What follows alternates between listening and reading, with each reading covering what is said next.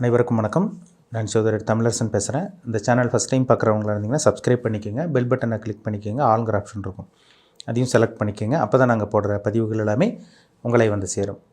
இன்றைக்கி நம்ம இந்த வீடியோவில் பார்க்க போகிற தலைப்பு, நம்ம எதை பற்றி பார்க்க போகிறோன்னா நட்சத்திர பலன்கள் பற்றி பார்க்க போகிறோம். நட்சத்திர பலன்கள் அந்த வரிசையில் சுவாதி நட்சத்திரத்தை பற்றி பார்க்க போகிறோம். சுவாதி நட்சத்திரக்காரங்களோட குணாதிசயம் எப்படி இருக்கும், உங்களுக்கு லைஃப்பில் என்னென்ன நடக்கும், என்னென்ன தசாபுத்தி உங்களுக்கு என்னென்ன வயசில் நடக்கும், என்னென்ன பிளானட்டோட இம்பேக்டில் இருப்பீங்க, எல்லாமே இந்த வீடியோவில் நம்ம தெளிவாக பார்க்க போகிறோம்.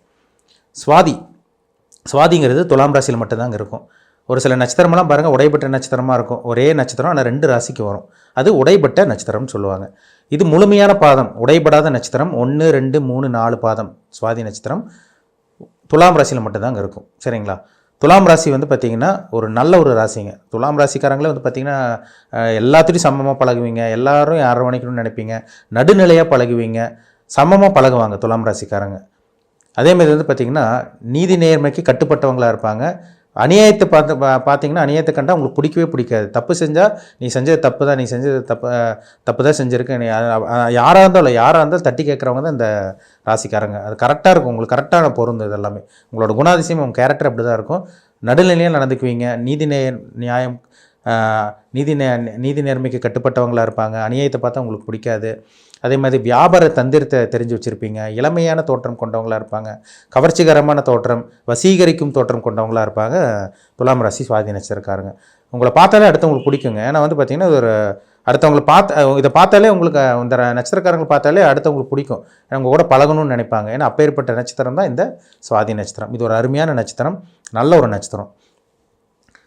இப்போ வந்து பார்த்திங்கன்னா உங்கள் வயசு என்ன வயசுன்னு பாருங்கள், ரொம்ப முக்கியம். ஏன்னா நீங்கள் பிறக்கும் போது வந்து பார்த்திங்கன்னா சுவாதி நட்சத்திரத்தில் பிறந்து பிறக்கும் போது ராகு திசையில் இருப்பீங்க.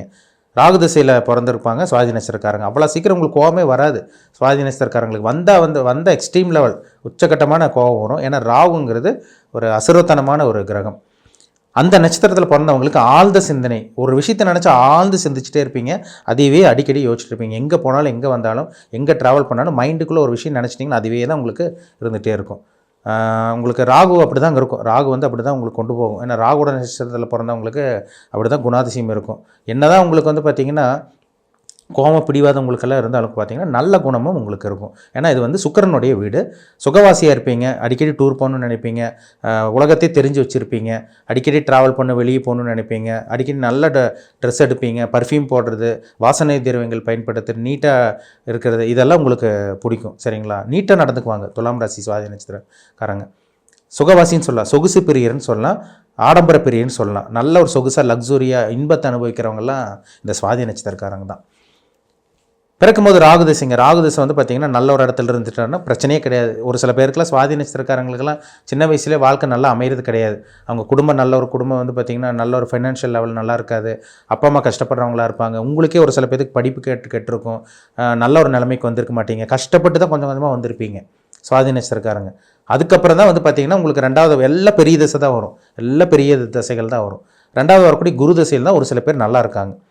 குரு திசை வந்து பார்த்திங்கன்னா ஒரு சில பேருக்கு 15 வயசில் வரும், ஒரு சில பேருக்கு 18 வயசில் வரும், ஒரு சில பேருக்கெல்லாம் பார்த்திங்கன்னா 10 வயசுலேயே உங்களுக்கு குருதசை ஸ்டார்ட் ஆகிரும். அது அவங்க நட்சத்திர பாதத்துக்கு அந்த மாதிரி 1ஆம் பாதமா, 2ஆம் பாதமா, 3ஆம் பாதமா, 4ஆம் பாதமா செக் பண்ணிக்கோங்க. சரிங்களா?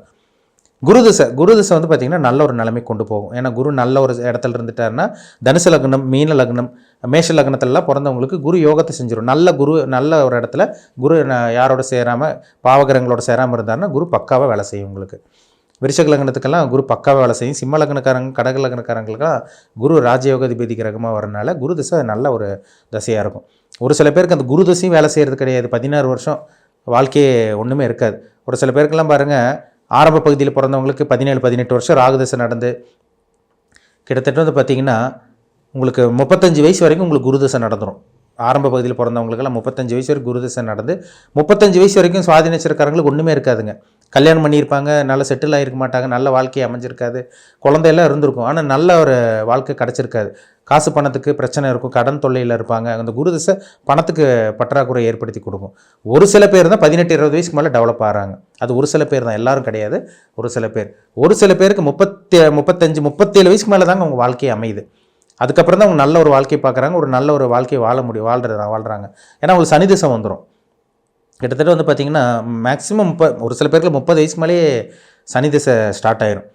30லேருந்து கிட்டத்தட்ட வந்து பார்த்திங்கன்னா கிட்டத்தட்ட 50 வயசு வரைக்குமே 48 வயசு வரைக்குமே உங்களுக்கு சனி திசை வந்துடும். அது நட்சத்திர பாதத்துக்கு தகுந்த மாதிரி பலன் மாறுபடும்.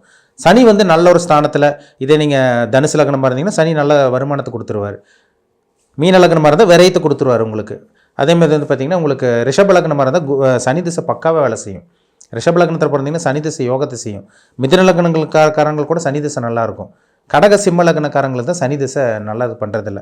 கன்னி லக்னக்காரங்க, துலாம் லக்னக்காரங்களுக்கெல்லாம் சனி அருமையாக வேலை செய்யுங்க. சனி திசை வந்துச்சுன்னா அந்த 19 வருஷம் கிட்டத்தட்ட அவங்க கிட்டத்தட்ட 48 வயசு வரைக்குமே அவங்க வாழ்க்கை ராஜ வாழ்க்கையாக இருக்கும். பொதுவாகவே சுவாதி நட்சத்திரக்காரங்க இளமையில் கஷ்டப்பட்டு, ஒரு சில பேருக்கெல்லாம் ராகு 4ஆம் இடத்து சம்மந்தப்பட்ட படிப்பு கெட்டுரும். லக்னத்திலே ராகு இருந்தால் உடல் ஆரோக்கியம் கெட்டு போகும். 2ல் ராகு இருந்தால் குடும்ப பிரச்சனை, அடிக்கடி இவங்கனாலே வீட்டில் ஏதோ பிரச்சனை வந்துகிட்டே இருக்கும், ஏதோ ஒரு பிரச்சனை கொடுத்துரும். ராகு 8ல் இருந்தால் அடிக்கடி விபத்து, கண்டங்கள் இந்த மாதிரி கொடுக்கும். குரு திசையில் தான் ஒரு சில பேர் நல்லா இருக்காங்க. ஒரு சில பேர் 35 வயசுக்கு மேலே வரக்கூடிய அந்த சனி திசையில் தான் நல்ல ஒரு வாழ்க்கையை பார்க்குறாங்க. அதில் மாற்றமே கிடையாது. இதே நீங்கள் குரு திசையில் நல்லா இருந்தேன்னு சொன்னீங்கன்னா உங்கள் ஜாதகத்தில் குரு நல்லா இருக்காருன்னு அர்த்தம். இல்லைங்க சார் 40 வயசு வரைக்கும் நல்லா இல்லை, 45 வயசு வரைக்கும் போராட்டம் தான் அப்படின்னு சொல்கிறீங்கன்னா உங்கள் ஜாதகத்தில் சனி கெட்டு போயிட்டாருன்னு அர்த்தம். சனி ராகுவோட சேர்ந்துருப்பார். நீங்கள் கடக லக்னமாக இருப்பீங்க, சிம்ம லக்னமாக இருப்பீங்க. செவ்வாயோட சேர்ந்து கெட்டு போயிருக்கும் சனியை கொண்டு போய் விரயத்தில் கொண்டு போய் விட்டுருக்கும். சனி 8ல் போய் லாக் ஆகிருப்பார். அந்த மாதிரி சனி 8ல் மறையக்கூடாது, மறைஞ்சு செவ்வாயோடலாம் இருக்கக்கூடாது. 12ல் போய் மறைஞ்சால் கூட சனி சுபகிரக தொடர்பு இருந்தால் கூட பரவாயில்ல. தேவையில்லாத கிரகங்களோட உங்களுக்கு ராகுவோட சேரக்கூடாது, சனி வந்து செவ்வாயோட சேரக்கூடாது, சூரியனோடலாம் சேர்ந்துச்சுன்னா சனி திசை 19 வருஷம் வாழ்க்கை வீண் பண்ணிடும். ஒன்றுமே நடக்காது. உங்கள் தனிப்பட்ட ஜாதகத்தில் சனி இங்கே இருக்காருன்னு பாருங்கள். ஏன்னா ஒரு சில பேர் எல்லாம் பார்த்தீங்கன்னா புலம்புறாங்க நிறைய பேர். சார் நாங்கள் 45 46 வயசு வரை கஷ்டப்பட்டோம், எங்கள் வாழ்க்கை 50 வயசுக்கு மேலே தான் பரவாயில்லங்கிற மாதிரி இருந்ததுனால சொல்கிறாங்க. ஏன்னா அவங்களுக்கு புதன் திசை நடந்துகிட்ருக்கும் ஜாதகத்தில். அந்த புதன் திசை தான் அடுத்த கட்டத்துக்கு கொண்டு போகும் அவங்கள. அப்போ உங்கள் ஜாதகத்தில் நடக்கக்கூடிய தசாபுத்தி ரொம்ப முக்கியங்க. சரிங்களா? இப்படி தான் உங்கள் வாழ்க்கை போகும். எல்லாம் பெரிய திசை பாருங்கள். உங்களுக்கு ஆரம்பத்தில் ராகு திசை, 2வது குரு திசை நடக்கும், 3வது சனி திசை நடக்கும், 4வது 17 வருஷம் புதன் திசை நடக்கும். கடைசி காலத்தில் ஒரு சில பேர் சுக்கிர திசையை பார்க்குறாங்க. சுக்கிர திசை வந்து பார்த்திங்கன்னா நல்ல ஒரு வாழ்க்கை, நல்ல பேரம்பேத்தியெல்லாம் எடுத்துக்கப்புறம் நல்ல கல்யாணமெல்லாம் பண்ணி நல்ல லைஃப்லலாம் செட்டில் ஆகி பேரம்பேத்தியெல்லாம் எடுத்துக்கப்புறம் பாருங்கள் அவங்க சுக்கிர திசை நல்ல ஒரு வாழ்க்கை அந்திம காலத்தில், கடைசி காலத்தில் அவங்க நல்ல ஒரு வாழ்க்கையை வாழ்கிறாங்க. ஏன்னா கேது முடிஞ்சு உங்களுக்கு சுக்கிர திசை வரும். கிட்டத்தட்ட 78 80 வயசுக்கு மேலெலாம் அவங்க சுக்கிர திசை நடக்கும் சுவாதி நட்சத்திரக்காரங்களுக்கு.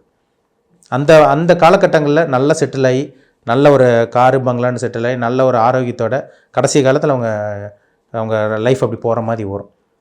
ஒரு சில பேர்லாம் பார்த்தீங்கன்னா 80 வயசுக்கு மேலாம் தாண்டவங்க இருக்காங்க இந்த நட்சத்திரக்காரங்க. ஒரு சில பேர் 75 76 வயசுலேயே வந்து பார்த்திங்கன்னா வாழ்க்கை முடிகிற மாதிரி ஒரு சில பேர்த்துக்கு அமையும். சரிங்களா? அது அவங்க ஜாதகத்துக்கு தகுந்த மாதிரி பலன்கள் மாறுபடும். சுக்கிரன் எங்கே இருக்காருன்னு பாருங்கள், கேது எங்கே இருக்காருன்னு பார்க்கணும். உங்களுக்கு 50 வயசுக்கு மேலே வரக்கூடிய உங்களுக்கு புதன் எங்கே இருக்காருன்னு பாருங்கள், ரொம்ப முக்கியம். ஏன்னா வியாபாரத்துக்கு உண்டான கிரகமே புதன் தான். மேக்ஸிமம் துலாம் ராசி சுவாதி நட்சத்திரக்காரங்க 35 36 37 வயசுக்கு அப்புறம் தான் வாழ்க்கை நல்ல ஒரு மாற்றத்தை கொடுக்குங்கிறது சந்தேகமே கிடையாது. அது அவங்க ஜாதகத்தில் கிரகங்கள் நல்லா இருந்தால் மட்டும்தான். இல்லைன்னா அவங்க வாழ்க்கையே போராட்டமாக இருக்கிறது பார்க்க முடியுது.